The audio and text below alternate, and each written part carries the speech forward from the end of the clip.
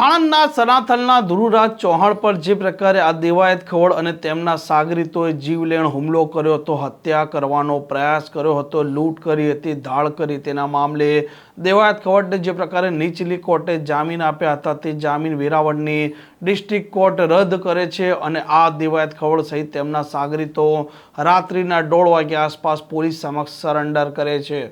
વૈષ્ણવજન તો તેને કહીએ જે પીડ પરાઈ જાનાને રે।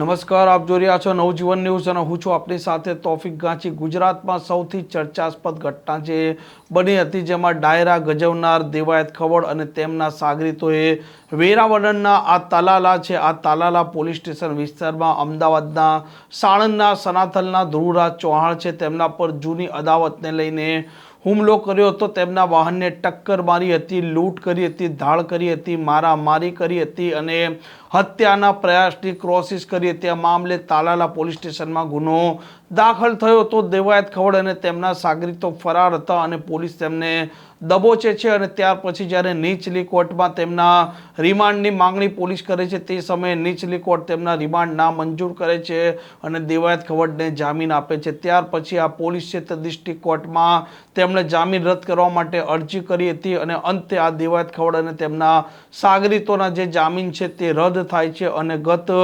રાત્રિના 1:30 વાગ્યા આસપાસના સમયે આ દેવાયત ખવડ અને તેમના જે સહ આરોપીઓ છે તે આ પોલીસ સ્ટેશનમાં હાજર થાય છે। જે પ્રકારે કોર્ટમાં દલીલ થઈ હતી તે મામલે વકીલની પ્રતિક્રિયા પણ સામે આવી છે। દિલીપ સિવાળા, ગીર સોમનાથ જિલ્લાના મુખ્ય જિલ્લા સરકારી વકીલ તરીકે કામગીરી કરું છું।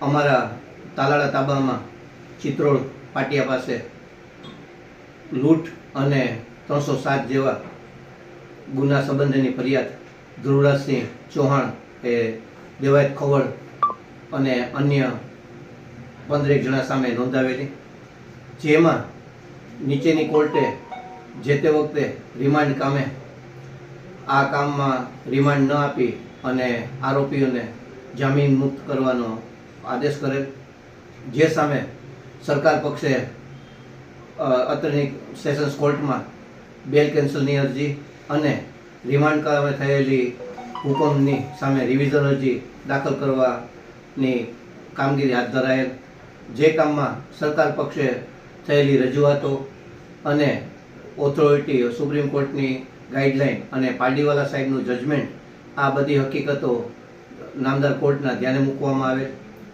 સામે અરજદાર જે ફરિયાદી હતા તેના વતી પણ વકીલ શ્રી વિરલ ચૌહાણે લેખિતમાં સોગંદનામું રજૂ કરેલ। આ કામમાં આરોપી પક્ષે પણ સિનિયર કાઉન્સિલર એડવોકેટોએ પણ રજૂઆતો કરેલ। આ તમામ વસ્તુ ધ્યાને લઈ આ જ્યારે નામદાર કોર્ટ હુકમ ફરમાવવાની તૈયારીમાં હતી તે વખતે આ કામના આરોપીઓ તરફે આ સરકારની બેલ કેન્સલેશનની અરજી અને રિમાન્ડ અરજી સામે જે રિવિઝન કરાયેલી તેનો અપોઝ ન કરતા અને સરેન્ડર થવાનું તેમજ રિમાન્ડ આપે તો વાંધો નથી તેવું પૂછીશથી જાહેર કરાતા આ કામમાં નામદાર કોર્ટે જામીન આપવાનો હુકમ એટલે બેલ કેન્સલ કરવાનો આદેશ તે અન્વયે ફરમાવેલ અને હવે રિમાન્ડની અને અન્ય જે આગળની કામગીરી પોલીસ તરફે હાથ ધરવામાં આવશે। આમ જે પ્રકારે સાણંદના સનાથલના યુવક ધ્રુવરાજ ચૌહાણ જે પોતે તાલાલા ફરવા ગયા હતા તેમના પર દેવાયત ખવડ અને તેમના સાગરીતોએ વાહનથી ટક્કર માર્યા પછી જીવલેણ હુમલો કર્યો હતો, લૂંટ કરી હતી, ધાડ કરી હતી। તેના મામલે દેવાયત ખવડને જે પ્રકારે નીચલી કોર્ટે જામીન મંજૂર કર્યા હતા અને હવે ડિસ્ટ્રિક્ટ કોર્ટે જામીન ના મંજૂર કર્યા પછી તેમને પોલીસ સ્ટેશન હાજર થવાનું ફરમાન કર્યું હતું અને અંતે તે તાલાલાના પોલીસ સ્ટેશનમાં હાજર થાય છે અને 7 દિવસના કોર્ટ તેમને રિમાન્ડ પણ આપી ચૂકી છે। હવે જોઈએ પોલીસ આ મામલે શું તપાસ કરે છે અને કોઈ નવા ઘટસ્ફોટ થાય છે કે નથી થતા। આ પ્રકારના સમાચાર, પ્રકારના અહેવાલ માટે નવજીવન ન્યૂઝ ચેનલ જોવાનું ને સબસ્ક્રાઇબ કરવાનું ભૂલતા નહીં। નમસ્કાર। વૈષ્ણવજન તો તેને કહીએ જે પીડ પરાઈ